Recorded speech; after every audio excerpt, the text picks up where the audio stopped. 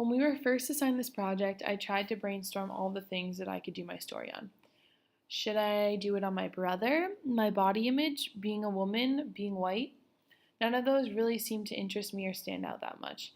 Or maybe it was that none of those really compared to the story I actually wanted to tell.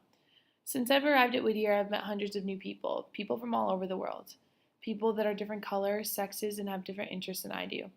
People that challenge me to think differently and honestly on a daily basis. It made me really deeply reflect on who I am as a person and where that all stems from. Being without my family has forced me to be an individual and make a lot of my own decisions. I was unaware of how much they influenced a lot of my thoughts and actions. This made me think even more about where I came from and who shaped that the most. I catch myself reflecting on the smallest actions of mine throughout the day, trying to determine where that stems from and why I do it. Most of the time, I can trace at least a part of my behavior back to the person that shaped me the most, my dad. I remember being asked in the second grade to do a project on who our hero was. I easily chose my dad and can vividly picture him sitting in the second row of Mrs. Holden's music class quietly as I presented my project amongst all the other students and parents about why he was my hero.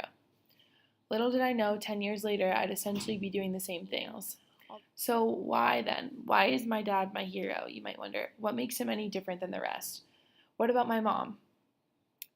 Well, since the first grade, my dad has raised my brother and I on his own. Due to a series of mental illnesses, alcoholism, and one horrific event, my mother was incarcerated, leaving my dad to take on dual roles, both as mom and dad. My dad was always the type to never miss a soccer game, school play, or concert. He constantly encouraged my brother and I to work hard and be kind. As I got older, I became more aware of how different it was to not only have a single parent, but for the single parent to be just my dad. Statistically, it's much more common for the mother to have sole custody of the children or at least have visitation or switch off on weekends. Whenever I make a new friend or acquaintance, it's inevitable that at some point I'll have to explain why I only ever refer to my dad in familial situations. I used to be much more self conscious of not having my mom in the picture, but as I got older, I started to realize and appreciate how amazing my dad really is. I guess a better way to put it is that I realized how rare our situation is with him being in the picture at all. Here's some statistics to show the typical divorced father child situation. When fathers and children live separately, 22% of fathers see their children more than once a week. 29% of fathers see their children 1 to 4 times a month. 27% of fathers have no contact with their children at all. In 51% of custody cases, both parents agreed on their own that mom becomes the custodial parent, even before going to court. In regards to being raised by a single parent, statistically speaking, research has indicated that children from single parent families are more likely to experience less healthy lives on the average than children from intact families. For instance, children growing up with only one parent are more likely to drop out of school, bear children out of wedlock, and have trouble keeping jobs as young adults.